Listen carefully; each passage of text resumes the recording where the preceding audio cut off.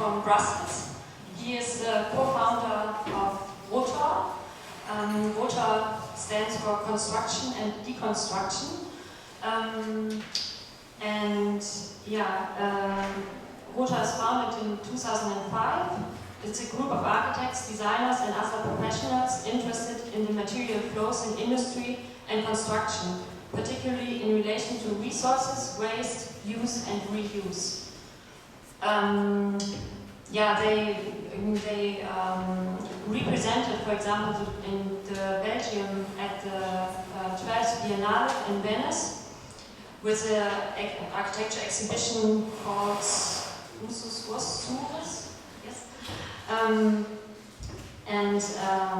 explored reaction to use in architecture and as a potential creative process. Besides that, for the Prada Foundation in Milan, they created ex limbo an installation of the discard designs for the Prada catwalk. The same year, in 2011, they created and designed the OMA Progress Show in the Barbican Art Gallery in London. Besides these exhibition projects, Rotor continued to realize various design projects, often interventions in existing architecture. This work has its equivalent in a growing series of deconstruction projects in which Rotor oversees the dismantlement of building components in buildings slated for demolition for reuse purposes. So that's quite unique of Rotor's work, that they treat also with to deconstruct projects which have to be demolished to use the materials for new purposes. So about Renaud Herdingen himself, he studied architecture at the Saint-Luc Institute, the TU Delft, and the St. Lucas School of Architecture. Prior to his involvement in Rotor, he was member of the Brussels collective BÅTIMENT, I hope I pronounced it correctly, and he organized public happenings such as Le Gazon and was involved in the creation of Plan B, which is a shared space in Brussels downtown. In 2005 and 2006, he lived in Beirut and Dubai, where he worked on the design development of architectural projects, and in 2008 he followed a postgraduate program in international politics. Renaud joined Rotor in 2010, and he's now co-founder of Rotor Deconstruction. So, it's a great pleasure that Renaud came here to hold his lecture within the series Eine Maschine, and that's the second lecture of the series. And upcoming week we have as guests Cartoon magazine from Brussels too, which two reference with Sophie Das and Carlo Menon. So I hand over now to Renaud. Thank you for coming.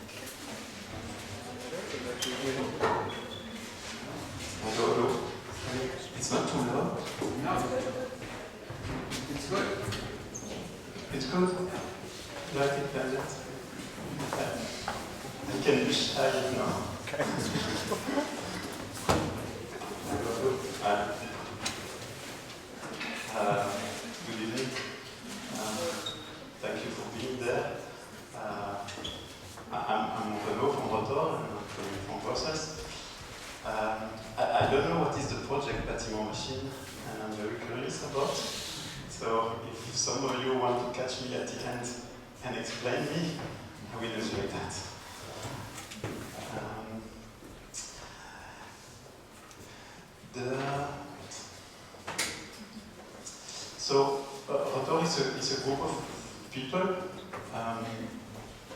That's part of the group. It's a picture some years ago.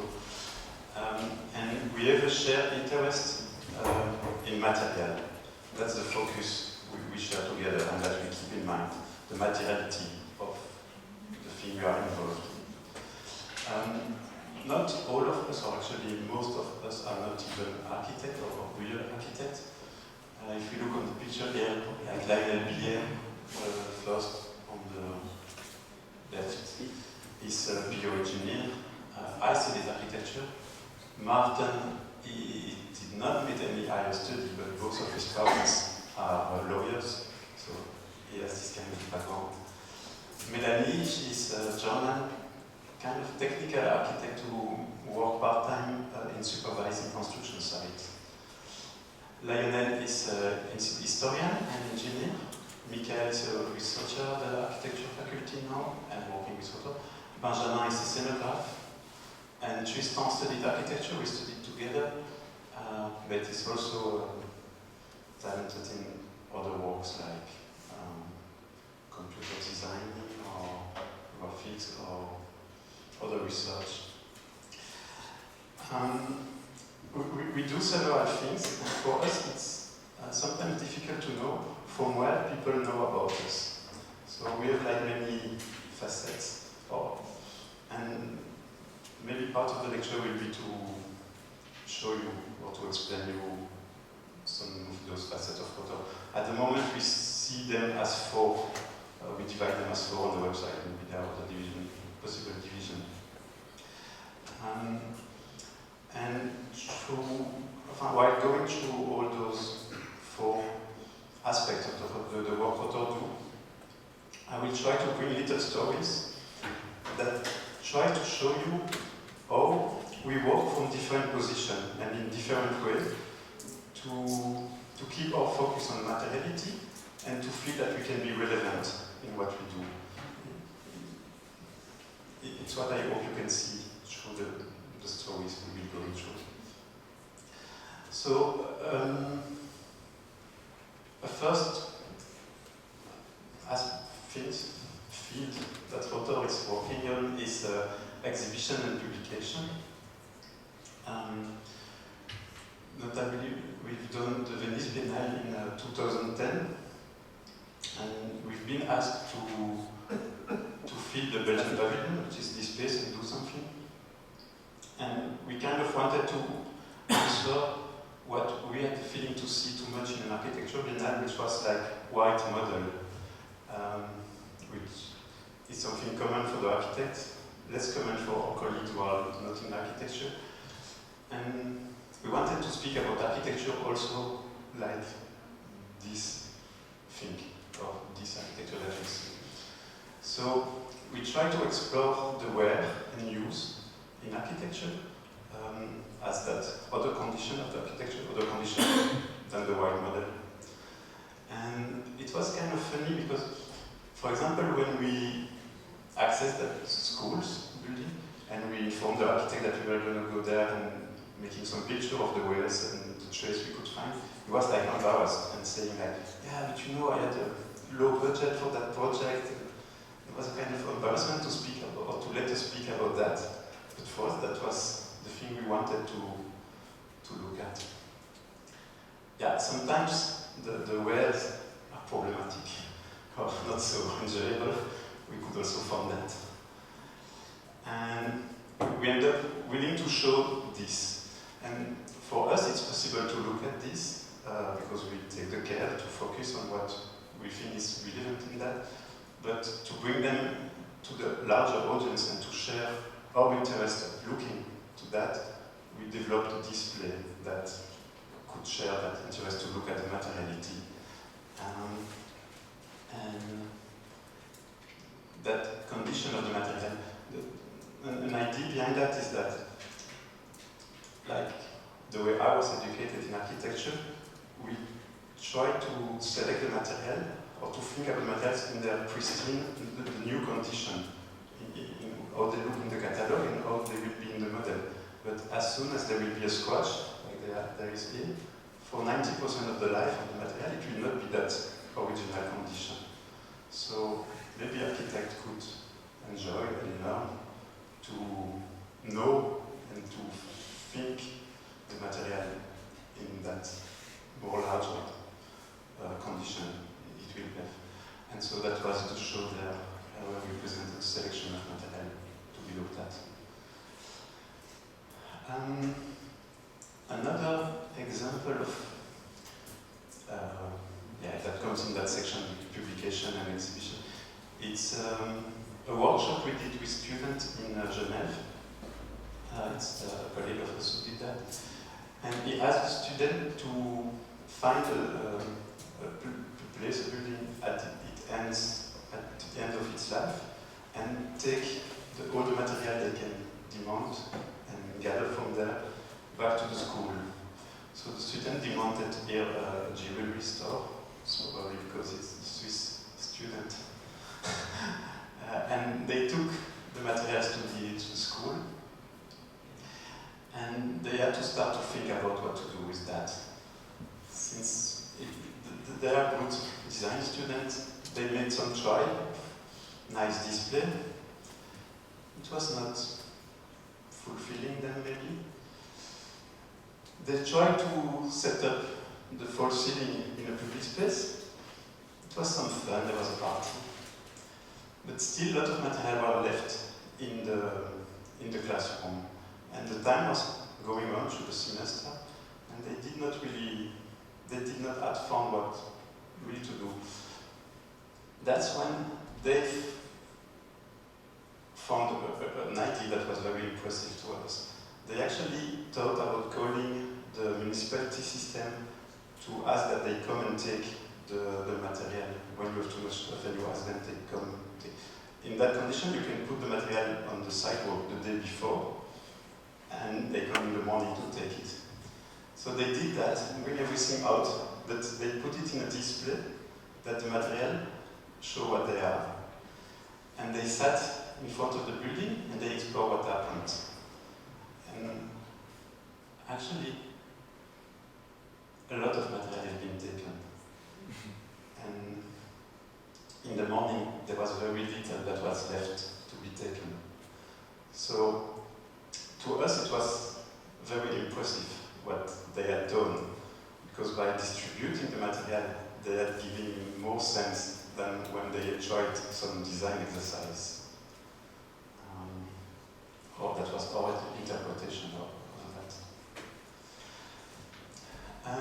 The second field of work that Rotor do, it's kind of research. And some years ago, the local government in Brussels made a public call to have a report about how to improve the reuse of material in the Brussels region. And they asked like a study or something. And we replied to that call saying that our feeling is that reclaiming and reuse of material will not happen in the city itself because it takes place, it has some weight, it's architecture, it's material. So it's probably happening around the city.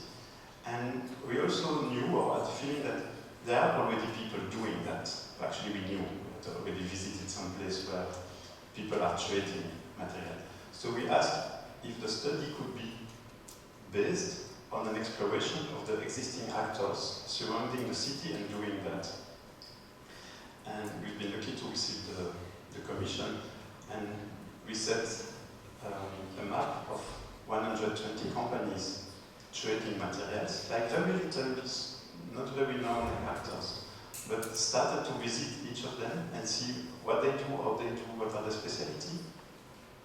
And we started to discover this kind of areas, this kind of materials in the economic sector surrounding the city. That's kind of a rapid overview of the different, or some of the things we do. For each of them, we made a description, like what they do, what where they specialize, where they are. We share the photo we have of our visits. And the report was these tools. That was 100 portraits of companies doing that.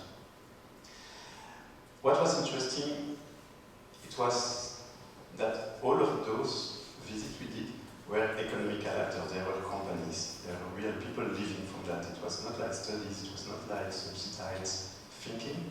It was real companies. It was also 100 experts that we had the chance to meet. And so that was a network for us of experts with whom we had contact. That's called the Opalis project, and it's a website, www.opalis.be, and it's publicly used now for people who have materials and want to trade them or offer them or sell them, or people who want to have reused material. They can maybe find some things through those actors. Another kind of, in this research position to what we do, is some times ago the Flemish government published a draft of a new political statements, like periodical big politic statement about how to improve the material cycle in the construction. And they have a scheme, there is a booklet, and we read this kind of document, and it's written that Flanders has no tradition in reuse of second-hand materials, blah, blah, blah, blah, blah, blah. So actually what we do at that moment is taking our concentration, write the white letters, and send it to the cabinet through like a registered post to say, actually no, we've just been visiting 120 companies. Part of them are in Flanders, and there is people doing it, you just don't know them. So the document was reviewed, and in the second release, it's written, the mark for reused material is a step for dynamic construction and transformation sectors in the environment, blah, blah, blah, blah, blah. But this little twist changed that all those people know can reach the political level and say, we are the point number 2 in your politic. And the field is becoming vivid and alive also at that level. So that's been what we felt at Rotor we needed to do from the position we had and from the focus we had. That's something we do spontaneously, of course. A third field of work that Rotor do, it's more recent. So in other presentation it comes as the fourth one, but in this case we get like the design works for it. It's the deconstruction. That's the big part of Rotor at the moment. So like we said, we've been visiting 120 companies doing that. But many of them are focusing on patrimonium, or on stuff that have like high value or complexities. But the question to us was, what do we do when we have this kind of building with their interiors changed? We've been contacted by main real estate actors in Brussels, and they told us actually the way it works in the real estate market is that the people who are using an office, when they move, where the contract is empty, they have to remove everything to have the building in concrete again. And so the new company can put their own colors, their own furnishing. And so those people, they are signing a document to put in the container a lot of materials that are not obsolete in their materiality, they are just obsolete in their position or in their function. And the rent contract, they can be 3 years, they can be even less. They told us it's about 9 years. So the interior changed mostly because of that. And so what do we do when we have this kind of interior that are that will be converted polished, or this kind of interior. There was no actors that we had met that could deal with that. So we set up to do it ourselves, or to say, okay, Rotor has to take that. To go on that field of being active and doing something about that, we had to first think demountable doesn't mean it's reusable. Because demountable is a large field, reusable is maybe another field. We had to put for ourselves this equation. Reusable is when the cost of dismantling plus the handling multiplied by some risk is lower than the market value, because we finance the activity through the reselling of the material. So can we reuse this tablet if this school will be emptied sometimes? We have to look at how it's fixed, and the cost of working here, it's not the same as if it's the 10th floor of a building and we have to take everything down. It will be more expensive for the same material, so we have to take those parameters into consideration. And the first building we received was that building that was designed by Philippe Samin, it's a Belgian architect, and that was used by Levis Jeans for like 8 years, but the interior had to be removed. Everything goes to the concrete before they repaint. And that was our first operation. We set to find some client or some interest from people to buy the glass partition walls. We demounted them, we gathered them, we published documentation with all the material that were of value and responding to the equation, so that people could show their interest. We organized the logistic and to have the material delivered. And that's been a kind of revelation to us, is that in that first operation, we removed 30 tons, we salvaged 30 tons of material. And when we looked at all works Rotor did in the 10 years prior that first operation, all our projects were salvaging 24 tons of material. So in 1 week there, we've been more significant on that aspect than in the 10 years of Rotor practice. And since then we do that every week. So it's yeah, that picture shows that Rotor deconstruction is more a prototype than a plane that flies. It looks like a plane already. We have been working on that for 3 years. We have ups and downs sometimes. We still experiment, sometimes we fail. We have a group of people working on that. We have a warehouse, we bought a forklift, and we do this kind of architecture.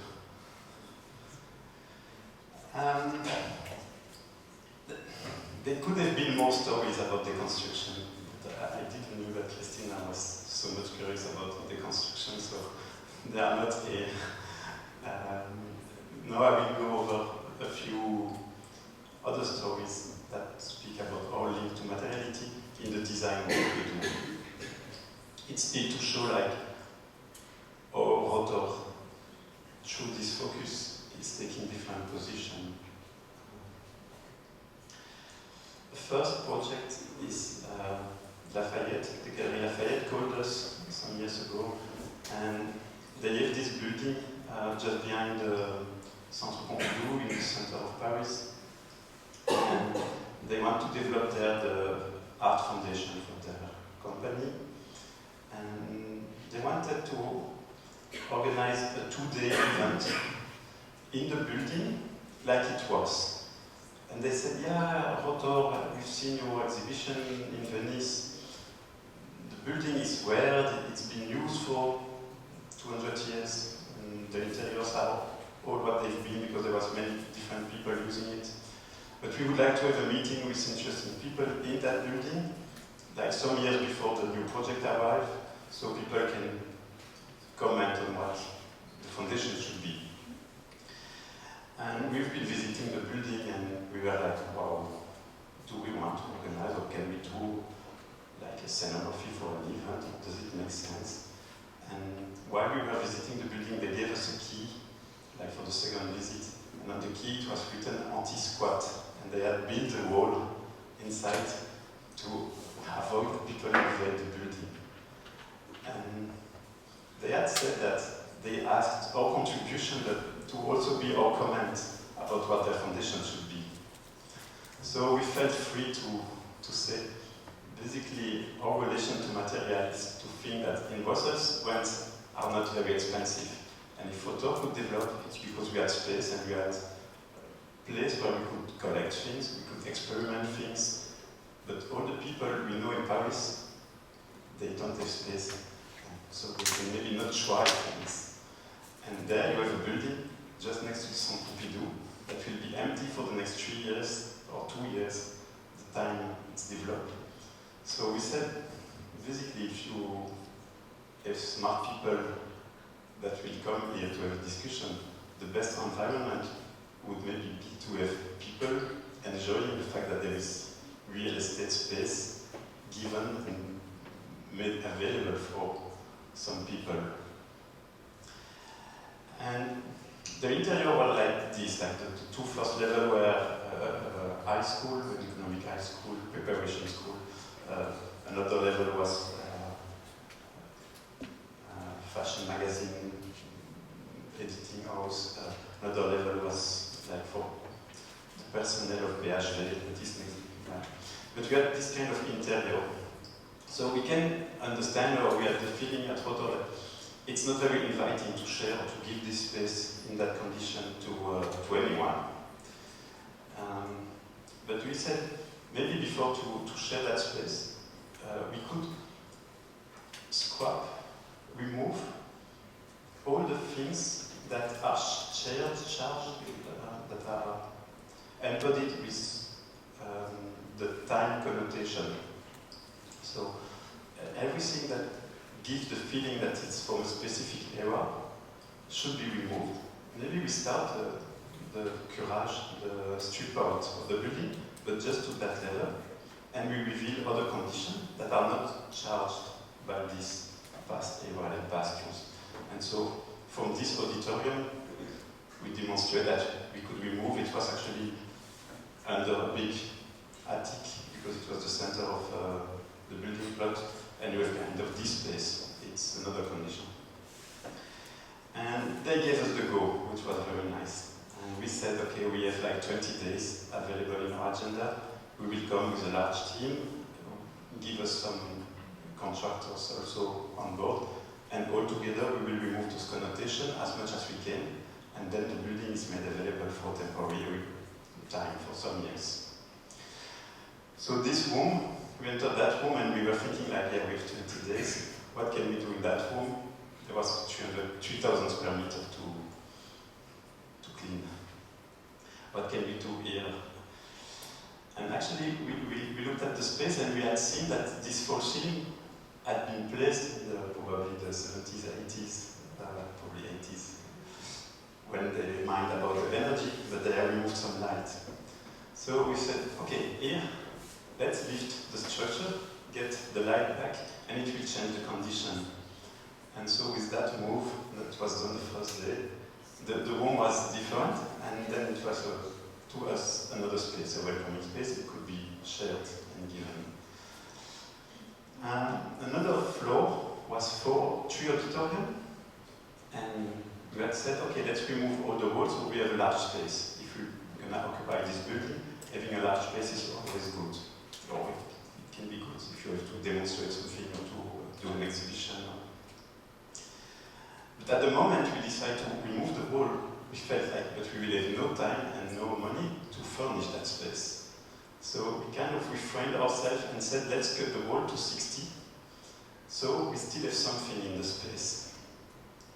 And we cut the wall to 60, and then we made a concrete beam, a few centimeters, to hold everything together, and have the space furnished like this. And it was intentionally just a bit higher than a chair, so if you have a presentation, people sitting on the chairs, the one who will sit on the X walls will be a bit higher and see above.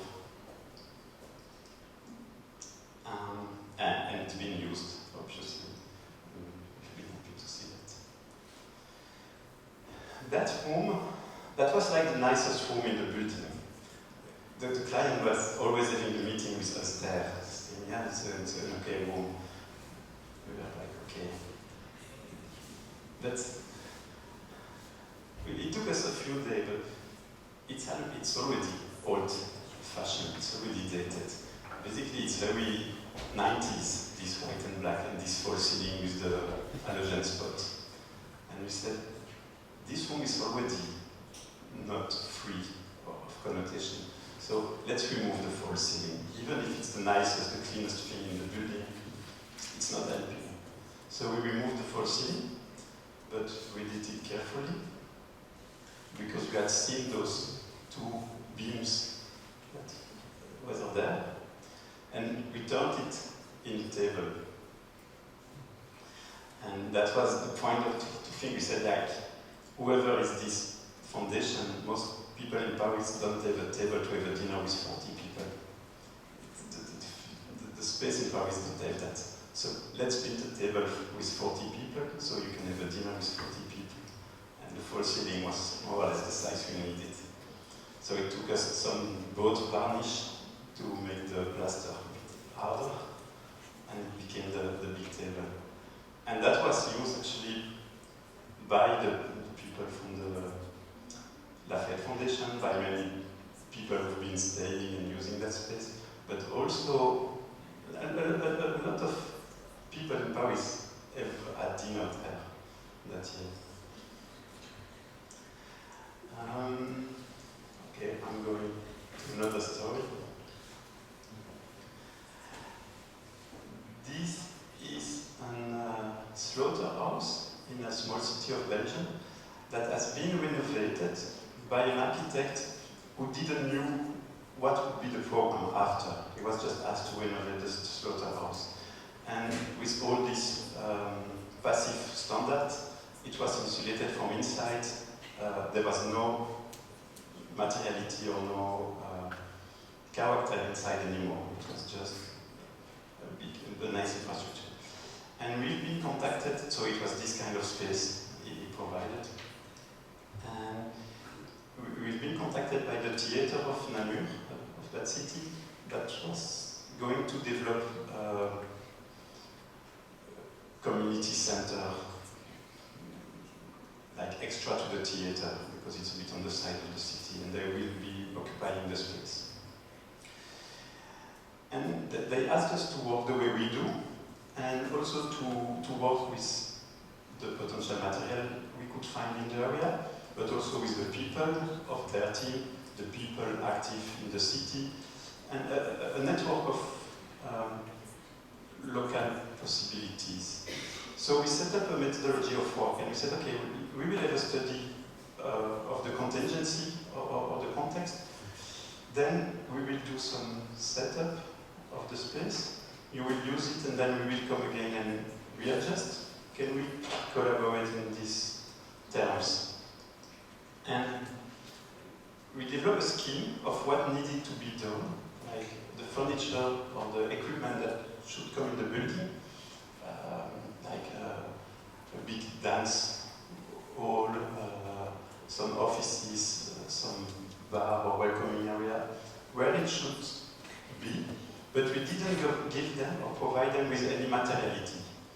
It was a process that would fit the shape or the form of the architecture.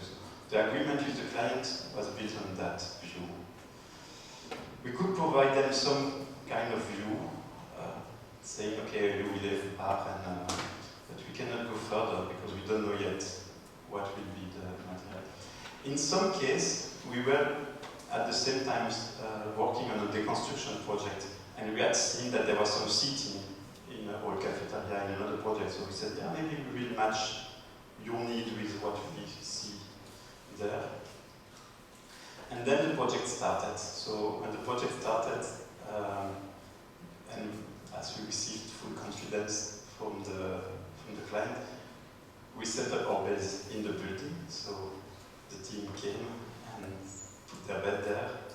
We started to live there, to enjoy the night there, and we started to work. So the story I said, it was at the same time we had discovered in another building the cafeteria from this Belgian designer called Christophe Gevers, and we said, okay, maybe that's an opportunity to link the need we have with what is there.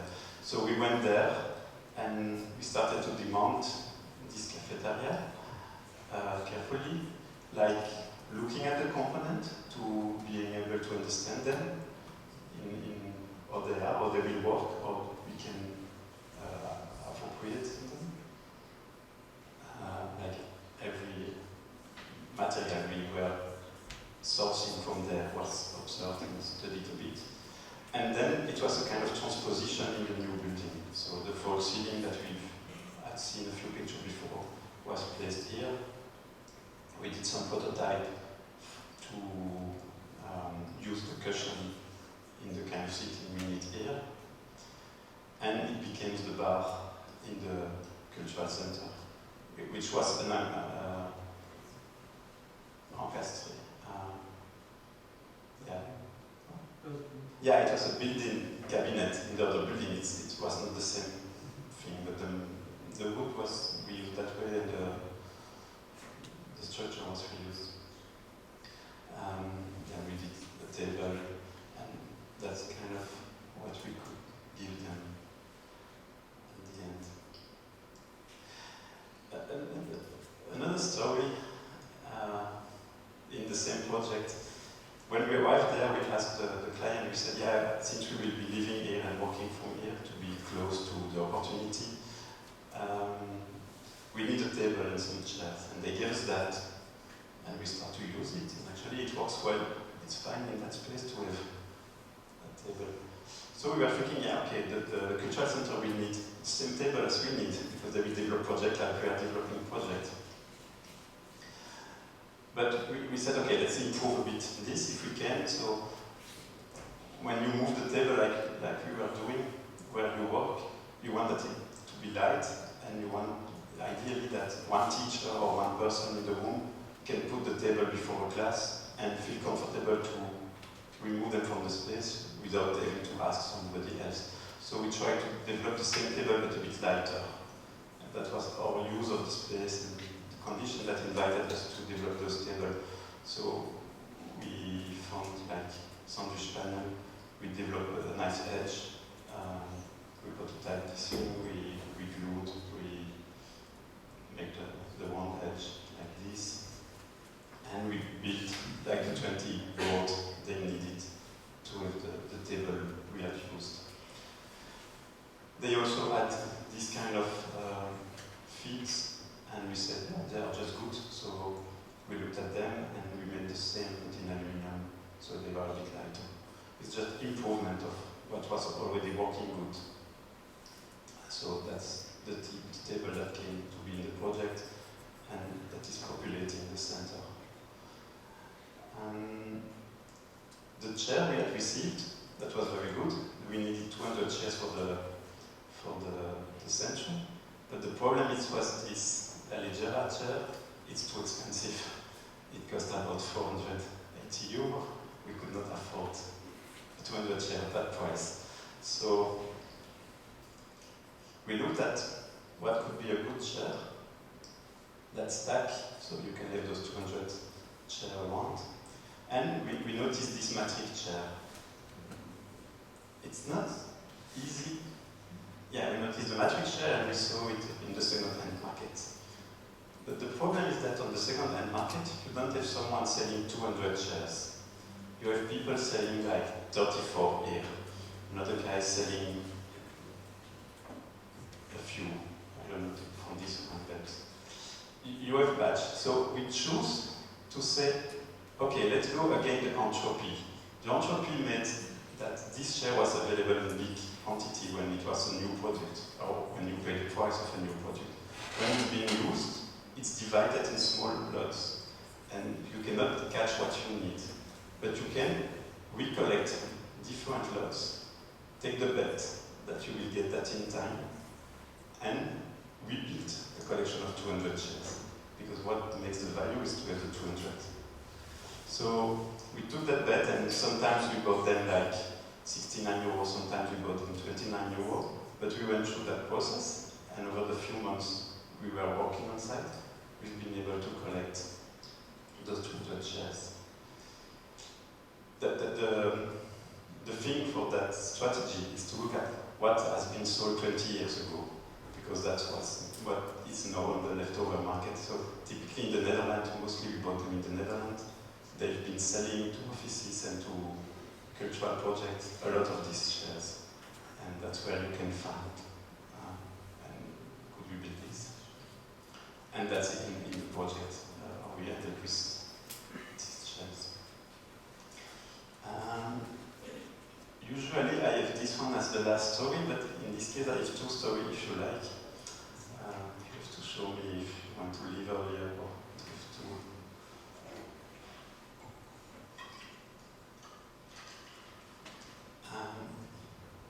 This is another project, and with another story. It's a shop in a new building.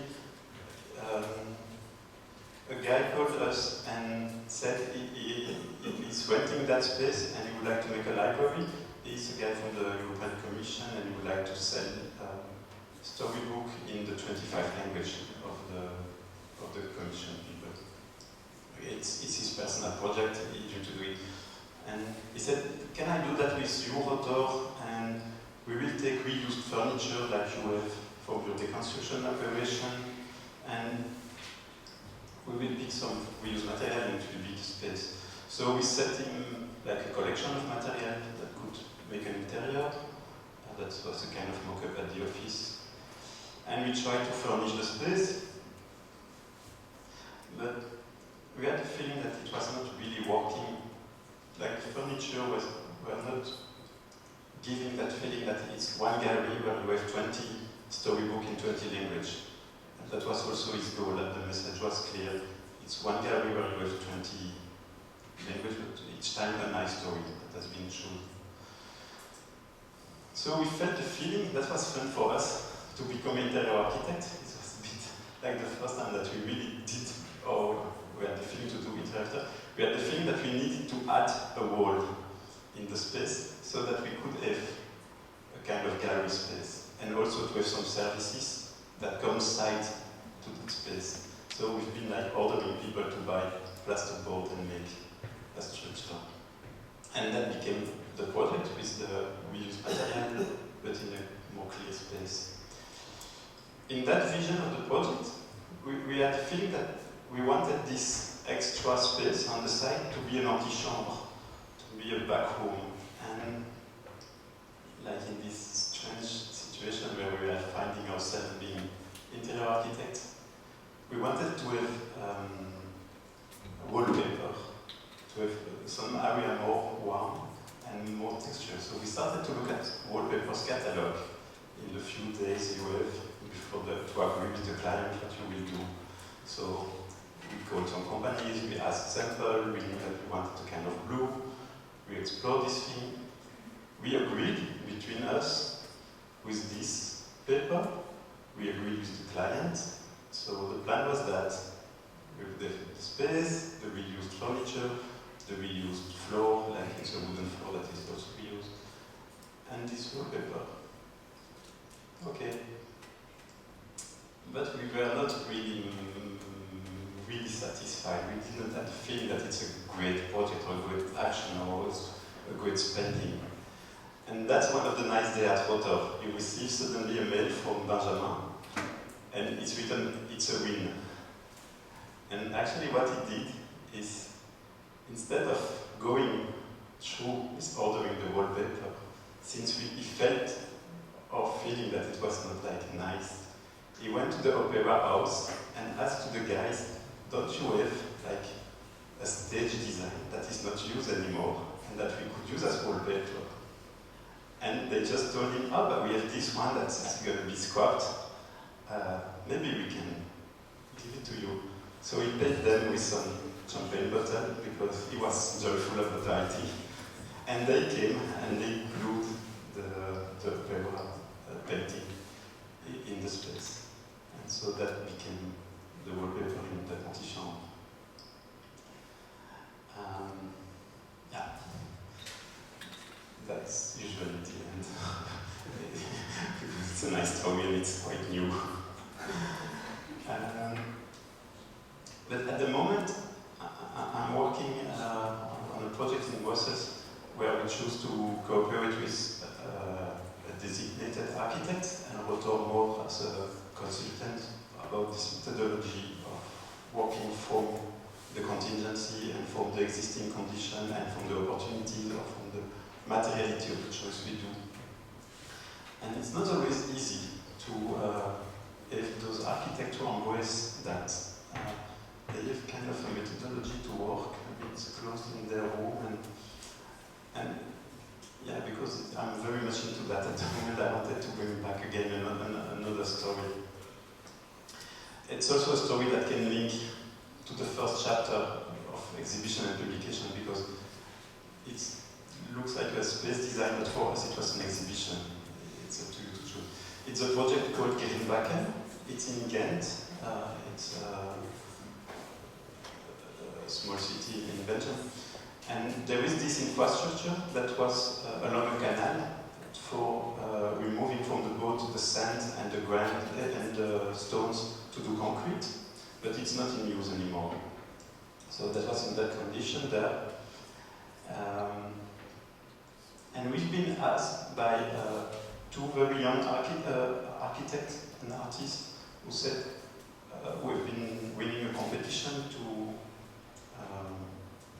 renovate or to do something of the space. And they had chosen to clean it, paint it all in white, make openings between all the compartments, and they called Rotor and said, do you want to build an installation, like the first installation, the first exhibition, in that new space that will be this structure painted white? We said, okay, let's see. But we went there and we saw all those conditions. We observed like many moss that were there on the concrete, some plants, and funny enough, it's the plant that is used for the green roof. So it's like a plant that will be demolished here to be painted white, but it's the plant that people look at to put on their roof at the same time in the same city. And we said, okay, we don't think we will build something in that space, but we agreed to be the first exhibition if we can highlight what we've seen here, what is already here. And we propose to protect the existing condition from the painting process. So our construction was to do those frames tight enough so that the water sanding will not demolish what's behind, and the white painting will leave the frame clean. And we selected like existing things that were making sense and to us being more interesting than whatever we could bring, or interesting enough to focus on that instead of focusing on what we could bring. And that's some example of the frames. Then the whitening process happened because it was the project of this team of architects. And we protect like the transition of the concrete pouring. So many years ago when they did this structure, there was a transition or a day that happened between those two sections of the wall, and it's something you can still see. So we developed captions for the exhibition that were very well explaining what we can see and what's happening and what is being shown. So we studied all those 20 or 25 subjects that kept our attention. And that became the exhibition, and the space, it became good kind of condition. It was funny that it made this kind of people looking at this kind of graffiti in that way. That was maybe just possible because of taking that attitude. And that's the little plant I was telling you about, with the explanation that it's used on the green roof at the moment. Voilà, thank you.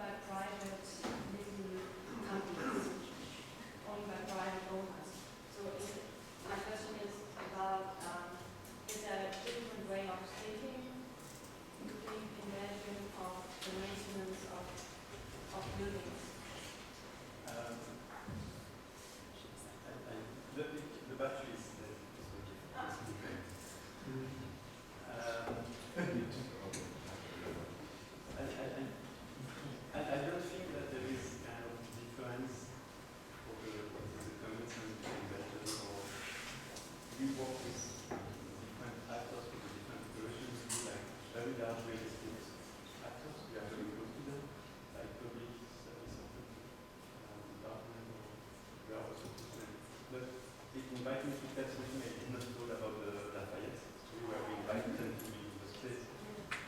What we also said, so we said, like, the decor of your event or whatever you want to do is best to be really something interesting and good. And the second thing that we said, everything is bringing youth for 2 years. It doesn't mean that it must be like democratically open and that it must be something all or nothing. We said explicitly we can help you with that because we've been sharing space to say in my presentation. But what we propose, and I said it like this in the meeting, there was an assistant of the next director of the foundation. She said, can you just give one key to maybe she doesn't say that she will give to some friends and show the next 1 year and a half, 2 years it will be used. It will be used. It will be just a shame of really that will make sense, and we are happy with that. If we make like a big decision now and develop a project or program about using it, doesn't make sense to the time frame of the beginning of the big things that we protect them, which will be a big space. We embrace also that.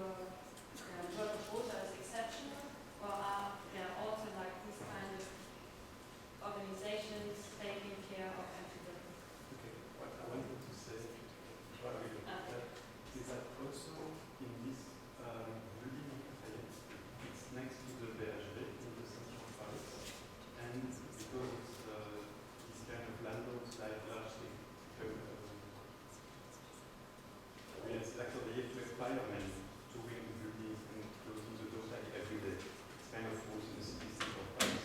So when we said the building will be used, we said let's also not change the tool of the firemen. So at 8 in the morning and at 9 in the evening, we have the firemen closing the building. If anyone is in the building, it's out. Even if we say the king will use and we cool and we make it nice, and let's keep what makes it work. And just use with common sense what is really there to be used. And that was part of our proposition, and that made them having the shift. Like, actually, at the moment we said that the meeting was everyone white and it was very cold. And 3 days after, they had thinking, they had thought that what we said, and we received a mail like, thank you very much, that you are smart about our problematics and what you propose is something we need to do. So we also allow ourselves to leave a message clear and sharp and precise and practical things, and let them elaborate the process that so about the system you speak in the Netherlands, they have that also in Belgium. It's quite a lot. And at the moment we work a lot in Paris, and it's also happening there. Like the large real estate owner, more and more they leave the office space as co-working in between operations. It's slowly happening, kind of thing everywhere. The rules are quite sharp. It's the same idea we propose to Lafayette. Not all the time it's nice space. So when we go to the deconstruction operation, we are in between rooms. When it's an operation that is not short in time, we sometimes see people living in the building. But they kind of rules like they give this floor and they say maximum 2 people per floor. So it's more like we have a dog watching the space, but to then let people take advantage of the opportunity. So sometimes the rules are too narrow for me to feel it nice, and some of the projects is very good that we do that. I don't really see the link to Rotor in that, except in that project that we use the same tool. We get the same kind of reference and let's do that. But then we looked at the material that the building is not inviting. There are good reasons to not do it. But if we shift it with the presentation, we say we will remove the presentation, it will not be like a living space where people are invited to be used. We will remove with that condition that make you fear for what could happen in it. So sometimes to present a project, how it can be twisted, then it becomes something positive. The irony is that the Lafayette Foundation loved so much the space. They treated us that it will only, what we did, what will only be done for pictures. That we were like kind of artists that were for us in the picture of installation. Then they each were some sharing. At the moment they were displaying, we didn't know. And actually, when they saw it starting to be used, they liked it so much. Like